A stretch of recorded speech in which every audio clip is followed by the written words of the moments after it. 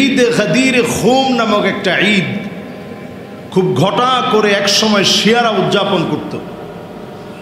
নতুন করে আমাদের বাংলাদেশে কিছু সুন্নি, যারা নিজেদেরকে সুন্নি দাবি করে, এমন কিছু সুন্নিরা ঈদ গাদির খুম নামক একটা ঈদ পালন করছে। 18ই জিলহজ নবী করিম সাল্লাল্লাহু আলাইহি ওয়াসাল্লাম বিদায় হজ থেকে ফেরার পথে মক্কা এবং মদিনার মাঝখানের একটি জায়গা গাদির খুম নামক জায়গা। অনেকে চিন্তা করতেছেন যে এটা অর্থটা কি। গাদির মানে হচ্ছে বড় ধরনের একটা পুকুর অথবা কূপ, এরকম একটা পানির জায়গা ছিল গাদির নামক একটি জায়গা। জোহফা নামক অঞ্চলের গাদির খুম নামক এলাকায় যে কূপটি অথবা পুকুর, এর পাশে পৌঁছে নবীজি সাল্লাল্লাহু আলাইহি ওয়াসাল্লাম সাহাবায়ে কেরামদেরকে নিয়ে একটি খুতবা প্রদান করেন। ঐতিহাসিক নবী করিম সাল্লাল্লাহু আলাইহি ওয়াসাল্লামের প্রদত্ত সেই দিনের ভাষণে নবীজি সাল্লাল্লাহু আলাইহি সাল্লাম গুরুত্বপূর্ণ অনেক বিষয় নবীজি সাল্লাল্লাহু আলাইহি সাল্লাম বলেছিলেন। এর মধ্যে নবী করিম সাল্লাল্লাহু আলাইহি সাল্লাম বললেন, মান কুনতু মাওলাহু ফাআলিয়ুন মাওলাহ। আমি নবী যার অভিভাবক, আমি নবী যদি তোমাদের অভিভাবক হয়ে থাকি, আলীও তোমাদের অভিভাবক। সুবহানাল্লাহ বিহামদিহি। এই মাওলা শব্দের অনেকগুলো অর্থ হয় আরবিতে। যেমন আমরা বাংলাদেশে নামের আগে আপনারা বলে থাকেন যে মাওলানা অমুক। মাওলানা মানে আমাদের অভিভাবক, মাওলানা মানে আমাদের বন্ধু, মাওলানা মানে আমাদের পরামর্শদাতা। আলেম ওলামাদেরকে আপনারা মাওলানা বলবেন। একজন আলেমকে আপনি জিজ্ঞাসা করলেন আপনার নাম কি, আলেম তিনি নাম বলার সময় বলবেন না যে আমার নাম মাওলানা অমুক। আলেম তিনি শুধু নামটা বলবেন। আপনারা বরং যখন আপনারা প্রয়োজন মনে করবেন যে তিনি আমার সত্যি অভিভাবক, তিনি সুপরামর্শদাতা, এই জন্য ওনাকে আমি মাওলানা মনে করি। আলী রাদিয়াল্লাহু তাআলা আনহুর ব্যাপারে নবীজি সাল্লাল্লাহু আলাইহি সাল্লাম বললেন, আমি নবী যদি তোমাদের অভিভাবক হই ফাআলিয়ুন মাওলাহু, আলীও তোমাদের অভিভাবক। সুবহানাল্লাহ বিহামদিহি। এই বিষয়টা নবীজি সাল্লাল্লাহু আলাইহি সাল্লাম বিদায় হজের লক্ষাধিক সাহাবায়ে কেরামের সামনে বক্তব্য দেওয়ার পর সেই বিদায় হজ থেকে নবীজি সাল্লাল্লাহু আলাইহি ওয়াসাল্লাম ফেরার পথে মক্কা আর মদিনার মাঝখানের জায়গাতে নবীজি এই ভাষণটা প্রদান করেন। ইতিহাসে ঐতিহাসিকভাবে স্বীকৃত গুরুত্বপূর্ণ মানাকিবে আলী রাদিয়াল্লাহু তাআলা আনহুর জীবনীর ভিতরে সৌন্দর্য বৈশিষ্ট্যগুলো নবীজি তুলে ধরেন। আহলে বাইতদের গুরুত্ব নবীজি সাল্লাল্লাহু আলাইহি সাল্লাম তুলে ধরেন। সেই যুগের কেউ ঘটা করে নবী করিম সাল্লাল্লাহু আলাইহি সাল্লামের পরে ওই সময়টাকে কেউ 18ই জিলহজকে মনে করে ঈদ পালন করেননি। শিয়ারা সর্বপ্রথম দাবি তোলে যেহেতু নবীজি সাল্লাল্লাহু আলাইহি সাল্লাম বলেছেন, মান কুনতু মাওলাহু ফাআলিয়ুন মাওলাহ, আমি নবী যদি তোমাদের অভিভাবক হয়ে থাকি, আমি যদি তোমাদের পরামর্শদাতা হয়ে থাকি, বন্ধু হয়ে থাকি, ফাআলিয়ুন মাওলাহু, আলীও তোমাদের বন্ধু পরামর্শদাতা, তোমাদের অভিভাবক হিসাবে আলী রাদিয়াল্লাহু তাআলা আনহুর নামটা নবীজি বললেন। এইখানে শিয়ারা বিভ্রান্ত হয়েছে। তারা এই হাদিসটাকে এনে দাবি করেছে যে আলী রাদিয়াল্লাহু তাআলা আনহু সর্বপ্রথম খলিফা হবে। এটা নবীজি সাল্লাল্লাহু আলাইহি সাল্লাম ওইখানে পরিষ্কার করেছেন। যদি বিষয়টা এমনই হতো, নবীজি সাল্লাল্লাহু আলাইহি সাল্লাম চলে যাওয়ার পর সাহাবায়ে কেরামের মধ্য থেকে কোনো একজন সাহাবী এই বিষয়ে বলে নাই যে গাদিরে খুমে নবীজি বক্তব্য দিয়েছিলেন, এই বক্তব্যের কারণে হযরতে আলীকেই প্রথম খলিফা বানাতে হবে। এই কথা একজন সাহাবীও বলেননি। নবী পরিবার থেকে এই কথা দাবি করা হয়নি। আলী রাদিয়াল্লাহু তাআলা আনহু নিজেও কোনোদিন দাবি করে নাই। এই দাবিটাকে কেন্দ্র করে একটা সময় শিয়ারা এত বেশি আপত্তিকর বক্তব্য দিয়েছে, আবু বকর রাদিয়াল্লাহু তাআলা আনহুকে তারা গালিগালাজ করে। ওমরে ফারুক রাদিয়াল্লাহু তাআলা আনহুকে গালিগালাজ করে, ওসমান রাদিয়াল্লাহু তাআলা আনহুকে গালিগালাজ করে, হাফসা রাদিয়াল্লাহু তাআলা আনহা আম্মাজানকে গালিগালাজ করে, আম্মাজান আয়েশা সিদ্দিকা রাদিয়াল্লাহু তাআলা আনহাকে গালিগালাজ করে। আপনি একজন সাহাবীকে যদি আপনি গালি দেন, আপনার ঈমান ত্রুটিপূর্ণ হয়ে যাবে। জামাআ মিনাস সাহাবা, সাহাবীদের কিবার কিবার সাহাবী যারা ঈমানের নমুনা, তাদেরকে গাদিরে খুম পালন করা লোকগুলো এখন গালি দিচ্ছে। আমাদের বাংলাদেশে পর্যন্ত ঢাকা আলিয়া মাদ্রাসার প্রিন্সিপাল, উনি পর্যন্ত একটা সেমিনারে গিয়েছে, ঈদে গাদিরে খুমের এরকম একটা সেমিনার।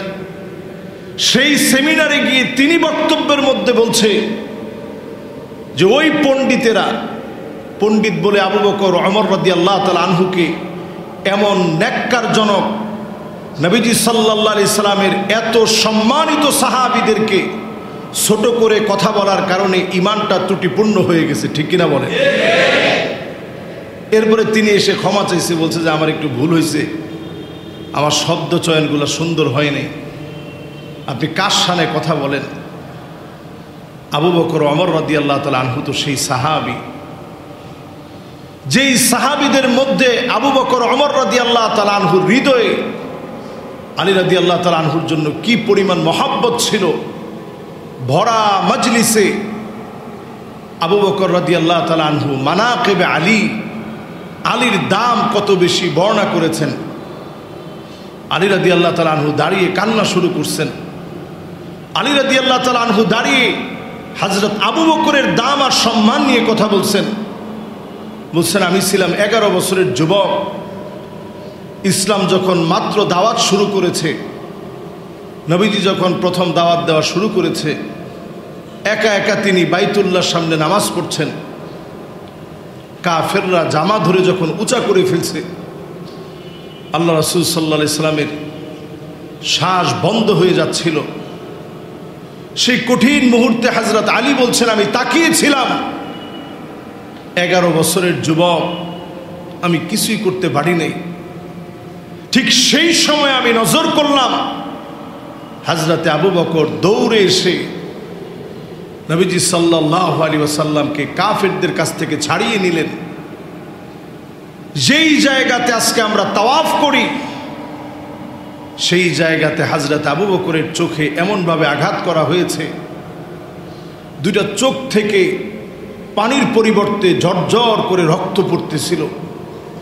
টপ টপ করে ওই তাওয়াফের জায়গার মধ্যে রক্তগুলো পড়েছে, দুইটা চোখ ফুলে গেছে। জ্ঞান হারিয়ে ফেলেছেন হযরতে আবু বকর। জ্ঞান ফেরার পরে জিজ্ঞাসা করতেছেন, আমার নবী কেমন আছে, আমার নবীর শরীরটা কেমন? যে আবু বকর দিল থেকে নবীজিকে এত বেশি মহব্বত করতেন, ঘরে চলে গেছেন। ফাতেমা রাদিয়াল্লাহু তাআলা আনহাকে নবীজি পাঠিয়েছেন, ফাতেমা, আমার আবু বকরের একটু খবর নিয়ে আসো, আবু বকর কেমন আছে? যখন ফাতেমা রাদিয়াল্লাহু তাআলা আনহু, ফাতেমা রাদিয়াল্লাহু তাআলা আনহা যখন গেলেন,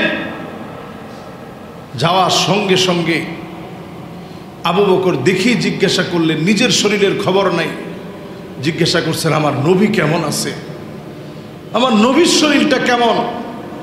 যেই মাত্র শুনেছে নবীর শরীরটা এখন সুস্থ, নবীজি ভালোই আছেন, একটা দৌড় মেরে নবীজির ঘর পর্যন্ত হযরতে আবু বকর চলে গেছে। সুবহানাল্লাহ। মনের এই নিরেট মহাব্বত, এত বেশি মহাব্বত ছিল, গারে সুরে যখন উঠেছেন, নবীজি সাল্লাল্লাহু আলাইহি ওয়াসাল্লামের সাথে উঠছেন। চিন্তা করেন, 53 থেকে 55 বছর বয়স ওনার। এই বয়সে মানুষ স্বাভাবিকভাবে এত লম্বা পাহাড় পাড়ি দেয়া, আমি নিজে যখন গেছি, গাড়ে সুরে উঠতে গিয়ে কয়েকবার আমার কাছে মনে হচ্ছিল আমি জ্ঞান হারিয়ে ফেলব। আর নবীজি সাল্লাল্লাহু আলাইহি সাল্লাম আর আবু বকর যখন উঠলেন, উঠার পর আবু বকর প্রথমেই বললেন, নবী, আপনি একটু আমাকে আগে গুহার ভিতরে ঢুকতে দেন, তারপরে আপনি ঢুকবেন। বলেন আল্লাহু আকবার। প্রথমে নিজে ঢুকলেন, ঢোকার পরে ভিতরের অবস্থা পর্যবেক্ষণ করলেন। মনের ঐকান্তিক একটা ইচ্ছা ছিল, আল্লাহ যদি কোনো ক্ষতি হওয়ার থাকে, কোনো সাপ অথবা বিচ্ছু থাকে, আমি আবু বকরকে যেন ধ্বংসন করে, পেয়ারা হাবিবকে যেন কোনো সাপ বিচ্ছু ধ্বংসন করতে না পারে। আল্লাহু আকবার! কি মোহাব্বত ছিল হৃদয়ে। আবু বকর রাদিয়াল্লাহু তাআলা আনহু প্রবেশ করলেন, দেখে এসে বললেন, নবীজি এবার আপনি ঢুকেন। আবু বকর রাদিয়াল্লাহু তাআলা আনহু নবীজিকে এবার প্রবেশ করি, দুইটা পাকে আসন বানিয়ে দিয়ে নবীজির ঘুমের ব্যবস্থা করে দিলেন। নবীজি আপনি একটু রেস্ট নেন। আল্লাহ রাসূল সাল্লাল্লাহু আলাইহি সাল্লাম একটু রেস্ট নিচ্ছেন। আবু বকর একটা দৃষ্টিতে, দুইটা নয়নে আল্লাহর হাবিবের চেহারার সৌন্দর্যের দিকে তাকিয়েছিলেন, আর চোখের পানিগুলা টপ টপ করে ছাড়তেছিলেন। নবীজি যখন ঘুম থেকে জাগ্রত হলেন, আল্লাহর হাবিব বললেন, আল্লাহুম্মা জাআল আবা বকর মাই ফিল জান্নাহ। আল্লাহ, যে আবু বকর আমাকে এত মহব্বত করে, আল্লাহ তাকে তুমি আমার সঙ্গে, আল্লাহ তোমার জান্নাতের মালিক তুমি বানায় দিও। সুবহানাল্লাহ।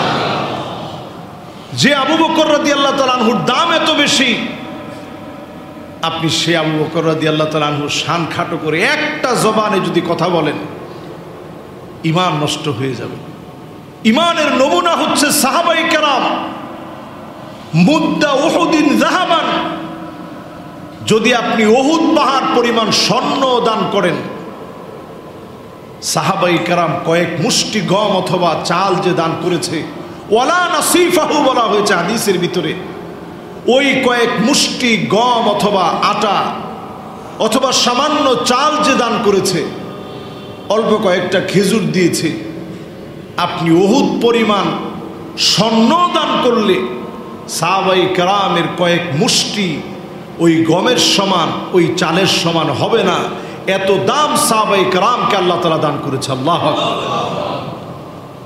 বদরে যে সমস্ত সাহাবায়ে কেরাম, যে সমস্ত সাহাবায়ে কেরাম বদরের মধ্যে যুদ্ধ করলেন, নবীজির সঙ্গে ছিলেন, সে সাহাবায়ে কেরামের শানে নবীজি সাল্লাল্লাহু আলাইহি সাল্লাম বললেন, ই'মালু মা শি'তুম, যা মনে চায় তোমরা করো, আল্লাহ রাব্বুল আলামিন তোমাদেরকে মাফ করে দিয়েছে। সুবহানাল্লাহ।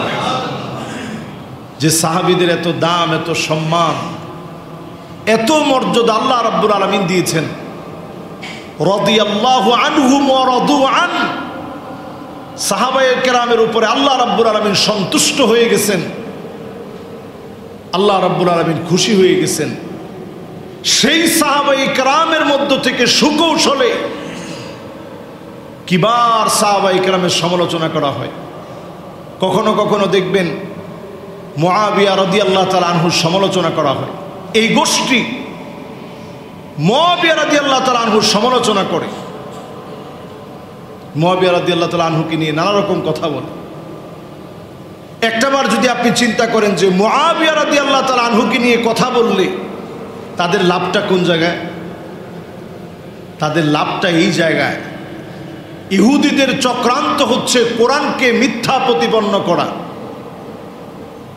কোরআনকে মিথ্যা প্রতিপন্ন করার জন্য ডাইরেক্ট কোরআনকে মিথ্যা প্রতিপন্ন করতে পারবে না। কোরআনের কোনো তথ্য, কোনো একটি আয়াতের কোনো বক্তব্য অযৌক্তিক এই পর্যন্ত পৃথিবীর কেউ প্রমাণ করতে পারে না। একটা বক্তব্যকে অযৌক্তিক প্রমাণ করতে পৃথিবীর কেউ পারে না। এই কোরআনুল কারীমকে তাহলে কিভাবে মিথ্যা প্রতিপন্ন করবে? কাতেবে ওহী, যিনি ওহীকে লিখেছেন, মুআবিয়া রাদিয়াল্লাহু তাআলা আনহু তাদের মধ্যে একজন। সেই মুআবিয়া রাদিয়াল্লাহু তাআলা আনহুর চরিত্রকে যদি কলঙ্কিত করা যায়, তাহলে কোরআনকে তাদের দাবির পক্ষে আপত্তিজনক কোনো মন্তব্য কোরআনের ব্যাপারে তারা বলতে পারবে। এই দুঃসাহস দেখানোর জন্যই মুআবিয়া রাদিয়াল্লাহু তাআলা আনহু সমালোচনা করে। মুআবিয়া রাদিয়াল্লাহু তাআলা আনহু সেই সাহাবী যার ব্যাপারে নবীজি দোয়া করলেন, আল্লাহুম্মা আল্লিমহুল ইলমা ওয়াল হিকমা ওয়াল হিসাবা ওয়াকিহিল আযাব। আল্লাহ তুমি মুআবিয়ারে জ্ঞান দাও, আল্লাহ মুআবিয়াকে তুমি প্রজ্ঞা দান করো, আল্লাহ মুআবিয়াকে তুমি কোষাগার, হিসাব, ব্যাংকিং ব্যবস্থার উপরে সেই সময় অর্থনৈতিক সমৃদ্ধি লাভের জন্য যে জ্ঞান দরকার, এই জ্ঞান আল্লাহ তুমি মুআবিয়ারে দান করো। ওয়াকিহিল আযাব, জাহান্নামের আযাব থেকে, আগুন থেকে, আল্লাহ তোমার ভয়াবহতা থেকে মুআবিয়াকে আল্লাহ তুমি হেফাজত করো। বলেন আল্লাহুম্মা আমিন। নবীজি সাল্লাল্লাহু আলাইহি সাল্লাম দোয়া করলেন। নবীজি যে দোয়া করছে, এই দোয়া কবুল করেন কে? আল্লাহ। ওয়ালিকুল্লি নাবিয়্যিন দাওয়াতুম মুস্তাজাবাহ। সব নবীরা দোয়া করলে দোয়া কবুল হয়। তো মুআবিয়া রাদিয়াল্লাহু তাআলা আনহুর জন্য দোয়া করে গেলেন নবী করিম সাল্লাল্লাহু আলাইহি সাল্লাম। আজকে যারা মুআবিয়া রাদিয়াল্লাহু তাআলা আনহুর ব্যাপারে কথা বলবেন, আপনারা আপনাদের ঈমানের ঘাটতির প্রমাণ দিলেন। আবু বকর রাদিয়াল্লাহু তাআলা আনহুকে নিয়ে কথা বলবেন, ঈমান নষ্ট হওয়ার দাবি করলেন। ওমরে ফারুক রাদিয়াল্লাহু তাআলা আনহুকে নিয়ে কথা বললেন, ঈমান নষ্ট হওয়ার দাবি করলেন। সাহাবায়ে কেরামের কোনো একজন সাহাবীকে গালি দেওয়ার কোনো সুযোগ নেই। মান কাতালা নবী, মান সাব্বা নবিয়ান ফাকতুলহু, যে নবীকে গালি দিবে তাকে ইসলামী শরিয়া স্ট্রেট যদি কায়েম হয়, তার শাস্তিটা এত বড় শাস্তি। ফাকতুলহু, তার শাস্তি হচ্ছে তাকে যেন কতল করা হয়, হত্যা করা হয়। ওমান সাব্বা আসহাবি, নবীজি সাল্লাল্লাহু আলাইহি ওয়াসাল্লামের সাহাবায়ে কেরামকে যদি কেউ গালি দেয়, জুলিদ, তাকে যেন বেত্রাঘাত করা হয়। নবীজি সাল্লাল্লাহু আলাইহি ওয়াসাল্লামের সাহাবায়ে কেরাম হচ্ছে ঈমানের নমুনা। সাহাবায়ে কেরামকে গালি দিলে ঈমান থাকে না। সম্মানিত হাজরিন, এই পুরো কথাগুলো থেকে আজকে আপনাদেরকে যে বিষয়টি পরিষ্কার করতে চাই, নতুন করে ঈদে গাদিরে খুম নাম দিয়ে আপনি খুব বড় আশিক হয়ে গেলেন। সাহাবায়ে কেরামের সমালোচনা করলেন, নিজেদেরকে আপনি সুন্নি মনে করলেন আপনি অনেক বড় আহলে বাইত প্রেমিক। এতক্ষণ ধরে আমি যে কথাগুলো বললাম, এর দ্বারা বোঝা যায় সাহাবায়ে কেরামের কোনো একজন সাহাবীর ব্যাপারে কোনোরূপ বাজে মন্তব্য করার কোনো সুযোগ আমি মুসলমান যদি হয়ে থাকি, আমার কোনোরূপ সুযোগ ইসলাম আমাকে প্রদান করেনি। ঠিক কিনা বলে? এই জন্য সাহাবায়ে কেরামকে দিল থেকে ভালোবাসেন। আমি আপনি ইসলামের জন্য কি অবদান রেখেছি? সাহাবায়ে কেরাম সব উজাড় করে দিয়েছে, কিছুই নেন নাই, সব উজাড় করে দিয়েছে। খলিফাতুল মুসলিমিন আবু বকর রাদিয়াল্লাহু তাআলা আনহু সাধারণ জীবন যাপন করে গেছেন। ওমরে ফারুক রাদিয়াল্লাহু তাআলা আনহু সাধারণ জীবন যাপন করে গেছেন। ওসমান রাদিয়াল্লাহু তাআলা আনহু এত সম্পদ ইসলামের রাহে সব দান করছেন। যেখানে যেথায় যত প্রয়োজন আসছে সব উজাড় করে দিয়েছেন। ইসলাম আজ আমরা পেয়েছি তাদের অবদানের কারণে। নবীজি সাল্লাল্লাহু আলাইহি সাল্লাম বিদায় হজের ভাষণে যখন ভাষণ দিলেন, এই ভাষণের পরে বাল্লিগু আন্নি ওয়ালাউ আয়াহ, একটা বাণী হলেও যেন ছড়িয়ে দেওয়া হয়। ফালিয়ুবাল্লিগ মিনকুম, তোমাদের মধ্য থেকে যেন ছড়িয়ে দেয়। আর শাহিদ, যেই লোকটা এখানে উপস্থিত হয়েছে সে যেন ছড়িয়ে দেয়। আল গাইবা, যারা অনুপস্থিত আছে তাদের কাছে যেন ছড়িয়ে দেয়। যে যার মতো সেখান থেকে ছুটে বেরিয়েছেন। ঘোড়া যত দূর পর্যন্ত গিয়েছে, দিনের কাজের জন্য বের হয়ে পড়েছেন, দাওয়াত দিয়েছেন। এই দাওয়াতের বদলতে আজকে আমরা দিন পেয়েছি, আজকে আমরা কালেমা পড়ে মুসলমান হয়েছি। সাহাবায়ে কেরামের আত্মত্যাগ আর কোরবানির কারণে দিন পেলাম। দিন হলো সাহাবায়ে কেরামের আত্মত্যাগ আর কোরবানির ফসল। সেই একজন সাহাবীর সমালোচনা যদি আপনি করেন, ইমানের নমুনার সমালোচনা করলেন। মাআযাল্লাহ, সাহাবায়ে কেরামের সমালোচনা করে কেউ শিয়া হয়েছে, সাহাবাই কেরামের সমালোচনা করে কেউ রাফিজি হয়েছে, সাহাবাই কেরামের সমালোচনা করে খারিজি হয়েছে, আর সাহাবাই কেরামকে ভালোবেসে প্রকৃত পক্ষের মুমিন মুসলমান হয়েছে। পড়েন আল্লাহু আকবার। প্রত্যেকটা ক্ষেত্রে দেখা কোন কাজটা সাহাবাই কেরাম কিভাবে করেছেন। সাহাবাই কেরাম নবীজিকে এত ভালোবেসেছেন, হাজত আসে নাই, নবীজি সফরে গিয়েছেন, ওই জায়গাতে নবীজি হাজত সেরেছেন, হাজত আসে নাই, ওই জায়গায় সাহাবী বসে পড়ছে। আব্দুল্লাহ বিন ওমর রাদিয়াল্লাহু তাআলা আনহু ওই জায়গায় বসে পড়ছেন। প্রশ্ন করা হয়েছে, আপনি যে বসলেন আপনার কি হাজত আসছিল? বলছেন, না, আমার হাজত আসে নাই। পেয়ারা হাবিব ওই জায়গায় হাজতের জন্য বসছেন, এই জন্য আমিও ওই জায়গায় হাজতের জন্য বসে পড়ছি। সুবহানাল্লাহ। আমার হাজতের দরকার নেই। নবীজি যেই কাজ যেথায় যেভাবে যখন করেছেন, সাহাবায়ে কেরাম সেটাকে কুদওয়া বানিয়ে নিয়েছেন, অনুকরণীয় অনুসরণীয় বানিয়ে নিয়েছেন। সেই সাহাবায়ে কেরামের অনুসৃত রেখে যাওয়া পাথেয় পথ, পরিক্রমা, বিশাল কষ্ট, মুজাহাদা, এগুলোকে অস্বীকার করলে ঈমান থাকে না। নবীজি সাল্লাল্লাহু আলাইহি সাল্লাম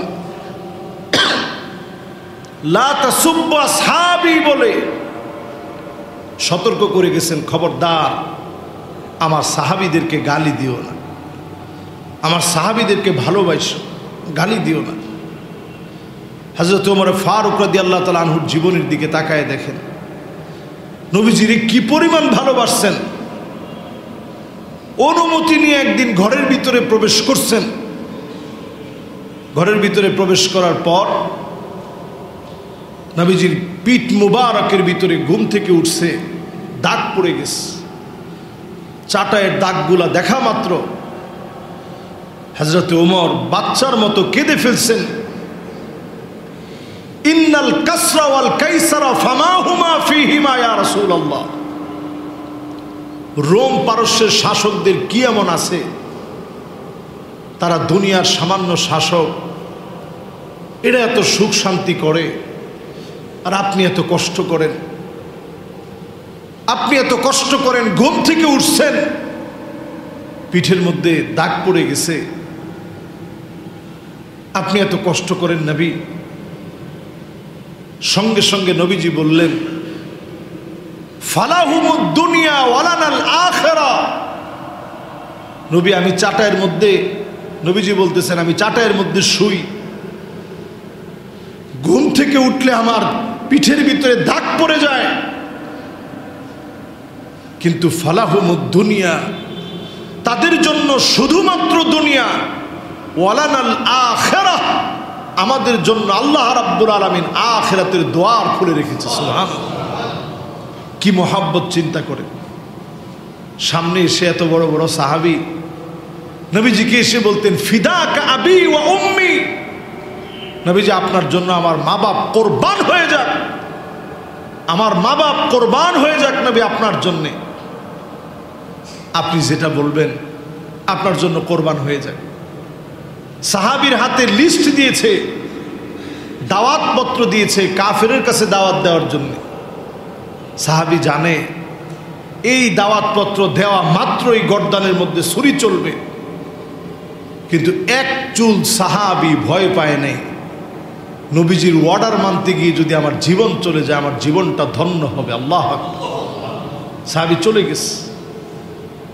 যেই মাত্র দাওয়াতের পত্রে লেখা দাওয়াতগুলো যখন দেওয়া হলো, পেশ করা হলো, তরবারি বের করে যখন মাথার মধ্যে উপর্যুপরি আঘাত করেছে, রক্ত যখন ফিটকি দিয়ে বের হচ্ছে, সাহাবী দুইটা হাতের মধ্যে রক্তগুলো এইভাবে নিয়ে নিয়ে চেহারার মধ্যে লাগাচ্ছিলেন আর বলতেছিলেন, ফুস্তু ওয়া রাব্বিল কাবা, ও কাবার মালিক আপনি সাক্ষী থাকেন, আমি বিজয়ী হয়ে গেলাম।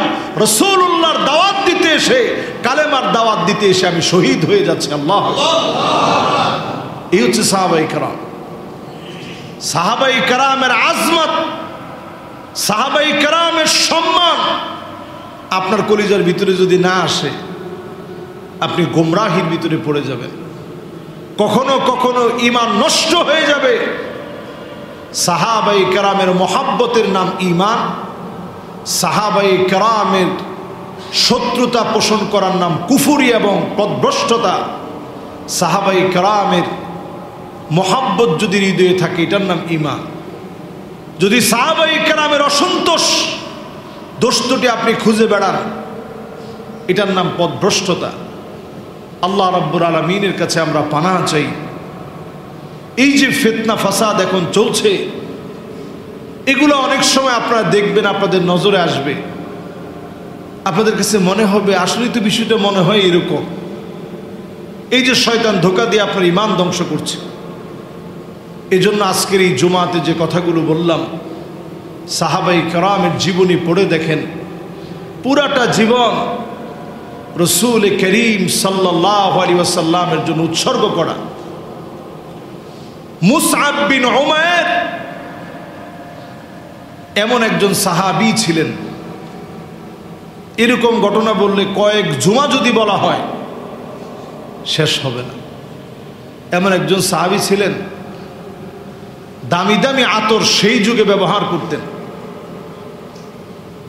স্বাভাবিক আজকে আমি একটা আতর ব্যবহার করেছি, যেটা কাবার গিলাফে ব্যবহার করা হয়, দেহনিল উদ বলে এটাকে। এই দেহনিল উদটা এত দামি হয়, গলিত স্বর্ণ যেমন দাম, এর চাইতে কম দাম না। 1 লিটার আতরের দাম 1 কোটি টাকা। সুবহানাল্লাহ। কেন সুবহানাল্লাহ বলতে বললাম? এই জন্য সুবহানাল্লাহ বলতে বলছি, এই আতরটা হয় আমার বাংলাদেশ। আলহামদুলিল্লাহ বলেন।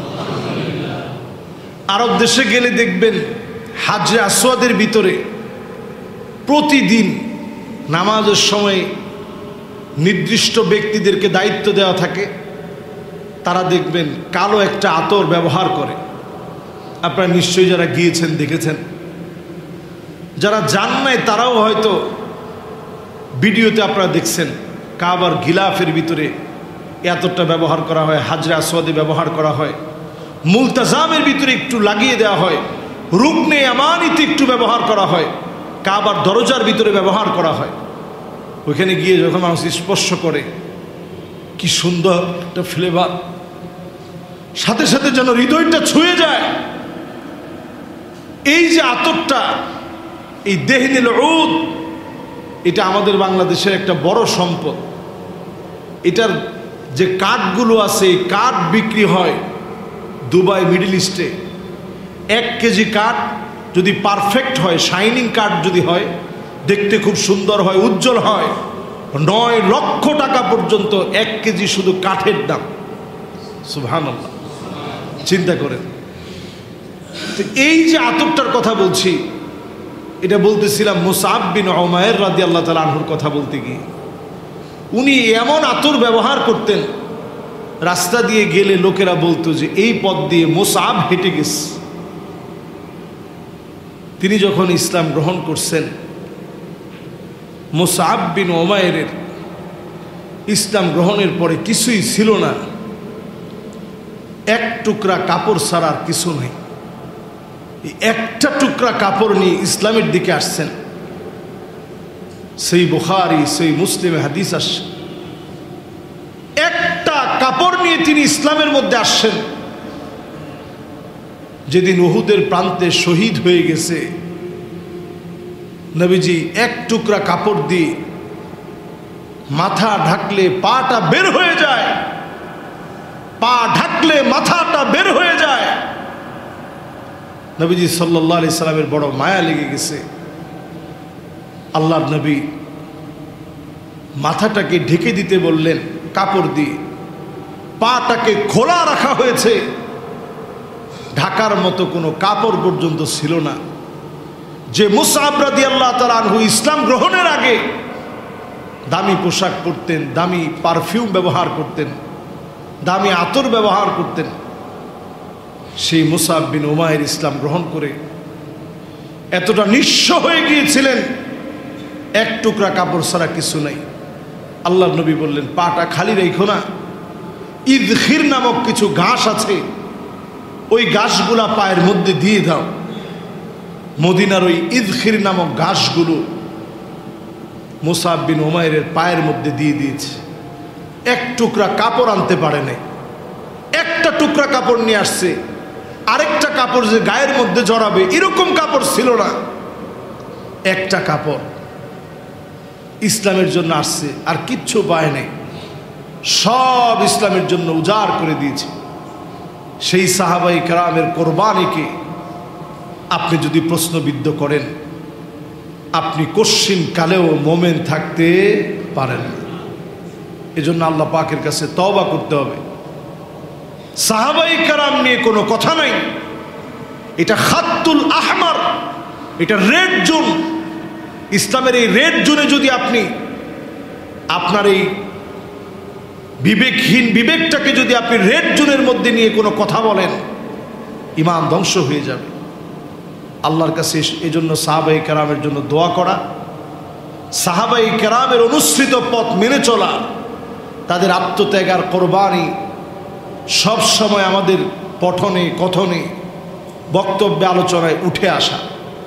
আল্লাহ তাআলা আমাদেরকে তৌফিক দান করুক, পড়ি আমিন। সম্মানিত মুসল্লিয়ানে কেরাম, আজকের এই পুরো জুমা জুড়ে সাহাবাই কেরামের আজমতের উপরে সৃষ্টীয় শিয়াদের দ্বারা গাদিরে খুম এখন বাংলাদেশে খুব ঘটা করে উদযাপন করা হচ্ছে। এই বিষয়টা থেকে আমাদের সতর্ক থাকা প্রয়োজন। এই বিষয়ে কথা বললাম। আল্লাহ রাব্বুল আলামিন আমাদেরকে বোঝার তৌফিক আল্লাহ তাআলা দান করুক, পড়ে না আমিন। আমি যদি কয়েক সেকেন্ডে একটা প্রশ্ন করি আপনাদেরকে, এই যে আজকে আমি আলোচনা করলাম, আপনাদের কাছে কি মনে হয় আমি আলী রাদিয়াল্লাহু তাআলা আনহুর বিরুদ্ধে একটা কথা বলছি? এটা কি আপনাদের কাছে মনে হয়? সবাই তো নাটা বললেন না। মনে হয় যে বিরুদ্ধে বলছি? আলী রাদিয়াল্লাহু তাআলা আনহুর প্রশংসায় শুরু থেকে আমি প্রশংসা করছি। এরকম যেন মনে না হয় যে আমি আলী রাদিয়াল্লাহু তাআলা আনহুর বিরুদ্ধে মনে হয় বলছি, আবু বকর ওমর রাদিয়াল্লাহু তাআলা আনহুর খুব পক্ষে বলছি, এরকম না। সাহাবাই কেরাম আমাদের কাছে মাথার তাজ, তাদের সম্মান খাটো করার অধিকার আল্লাহ তাআলা আমাকে দেন নাই।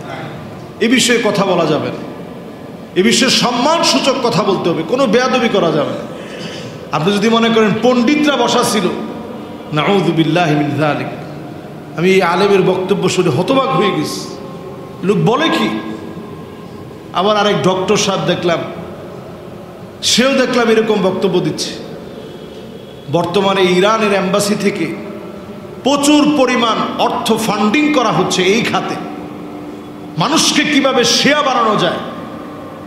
এই জন্য আমি বিগত 10 বছরের কোনোদিন গাদিরে খুম নিয়ে কথা বলিনি। আজকে একটা জুমার পুরা টপিকস লম্বা সময় শুধু এটা নিয়ে কথা বলছি, বোঝানোর জন্য। আলী রাদিয়াল্লাহু তাআলা আনহুর মহব্বত আমাদের কলিজায় আছে, আহলে বাইতের মহব্বত আমাদের কলিজায় আছে, এটার নাম ঈমান। কিন্তু সাহাবাই কেরামের মহব্বত কোনোভাবেই বাদ দেওয়ার কোনো সুযোগ নাই।